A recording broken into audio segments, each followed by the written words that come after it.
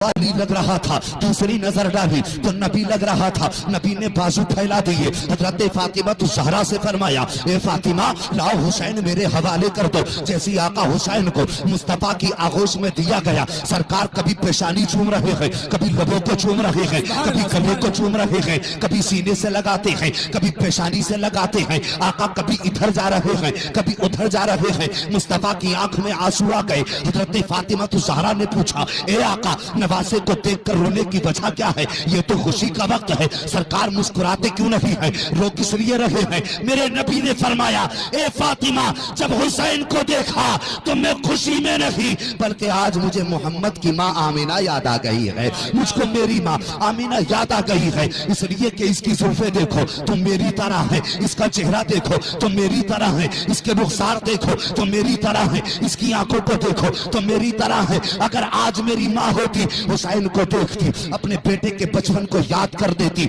आका करीम चक्कर लगा रहे हैं, कभी इधर जा रहे हैं, कभी उधर जा रहे हैं। रब ने फरमाया, जिब्रील जरा हमारे करीब तो आओ।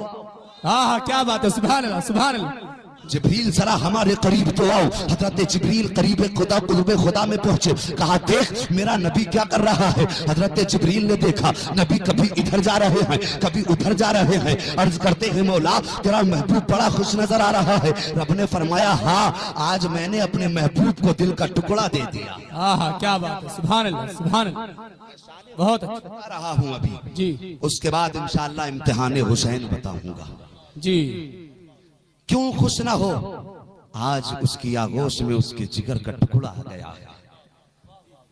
कहा मालिक इजाजत दे, तेरे महबूब को मुबारकबाद न दे दूं?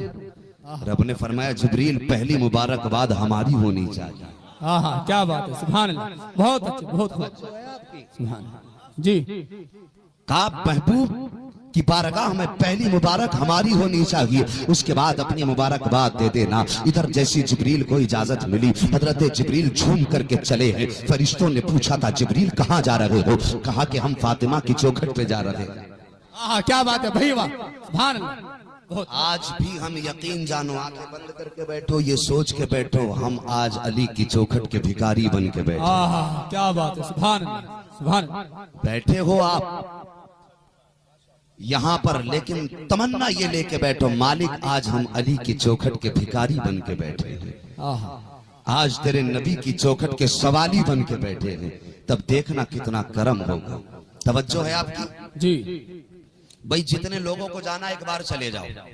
मेरे पास 4 बंदे रहे, मैं खुश हूँ, इसलिए कि मैं मजमे को सुनाने नहीं आया, मैं हुसैन के दीवाने को सुनाने आया। हाँ क्या बात है, सुभान अल्लाह सुभान अल्लाह। मुझे दीवाना चाहिए, भीड़ नहीं चाहिए। इसलिए कि ना तो मुझे शौक है नाम नमूद का, मैं चाहता हूँ, मेरी तबीयत ऐसी खराब है, मुझ पर पाबंदी है तकरीर करने पर, लेकिन एक नियत लेकर के आया हूँ कि अगर हुसैन का करम हो गया सारी बीमारियां दूर हो जाएंगी। सुभान अल्लाह इंशाअल्लाह। आपके पास मैं ये सोच के आपके पास आया हूँ। तवज्जो है आपकी जी। अगर बेदार हैं तो कहें या हुसैन या हुसैन। पीछे वाले बहुत आराम से बैठे, पीछे वाले कहेंगे सिर्फ या हुसैन। माशाअल्लाह बच्चा पार्टी है पीछे जी। देखो हंसो मत, मचल के जरा दिल से कहिए, ये समझो कि हम करबला के मैदान में हैं। मचल के कहो या हुसैन या हुसैन। जिब्रील अमीन कहते हैं, मालिक मैं जा रहा हूं। जिब्रील चले, फरिश्तों ने कहा जिब्रील किधर जा रहे हो?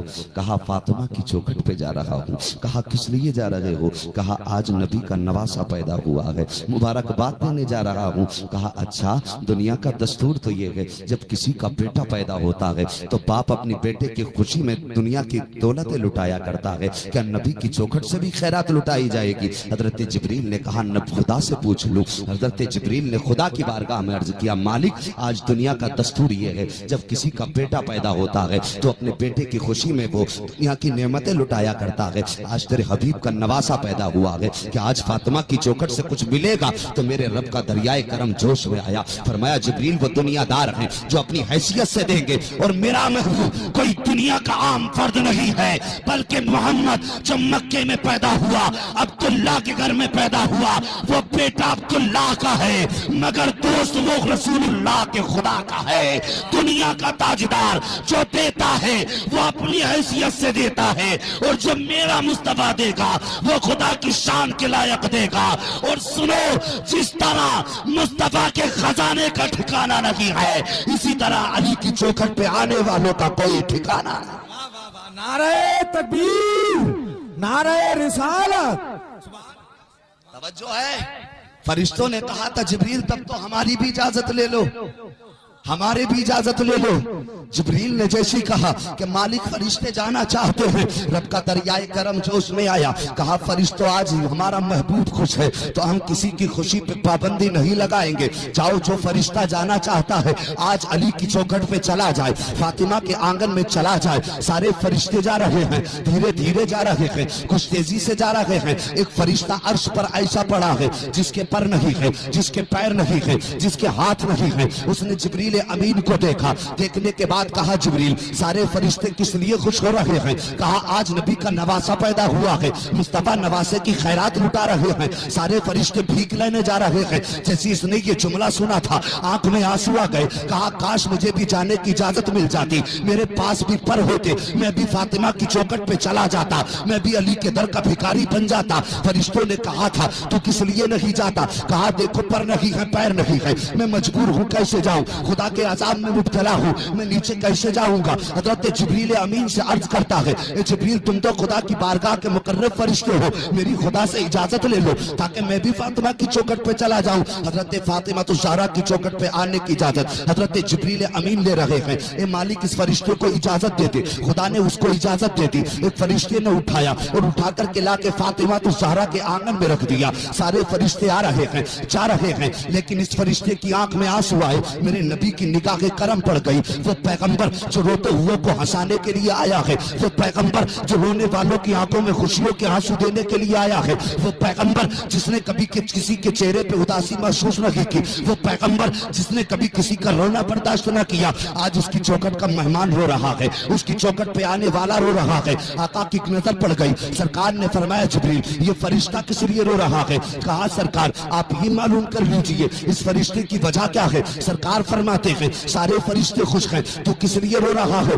تو اس نے کہا تھا سرکار رونے کی وجہ یہ ہے, آقا میرے رونے کی وجہ یہ ہے کہ ایک بار میں عرش پر تھا, میں نے زمین پر جھانک کر کے دیکھا تو اللہ کا ایک بندہ ایسا تھا جس کے ہاتھ اور پیر نہیں تھے, زمین پہ کھچڑ کے چل رہا تھا. میری زبان سے جملہ نکل گیا اس کے جینے کا فائدہ کیا ہے, اس کو تو مر جانا چاہیے تھا. اللہ کو وہ بات ناپسند آئی, اس نے مجھ کو اپاہج بنا کے عرش پہ ڈال دیا. سرکار کئی سو سال گزر چکے ہیں, خدا کی بارگاہ میں معافی مانگتے لیکن گناہ سے معافی نہیں مل رہی ہے, عذاب سے چھٹکارا نہیں مل رہا ہے. آج میں آپ کے در پہ بھکاری بن کے آیا ہوں. سنا ہے آپ حسنین کا اتارا لٹا رہے ہیں, آج اپنے بیٹوں کا صدقہ دے رہے ہیں. سرکار مجھے بھی حسین کا صدقہ عطا فرما دے. اے آقا مجھے بھی حسین کی خیرات عطا فرما دے. سرکار نے فرمایا تو چاہتا کیا ہے؟ تو اس فرشتے نے کہا تھا سرکار مجھے شفا مل جائے. میرے نبی نے آسمان الہی کی طرف دیکھا, عرض کرتے ہیں مالک یہ تیرے عذاب میں گرفتار فرشتہ جس کو تو نے عذاب میں مبتلا کیا ہے آج میرے حسین کا اتارا مانگ رہا ہے,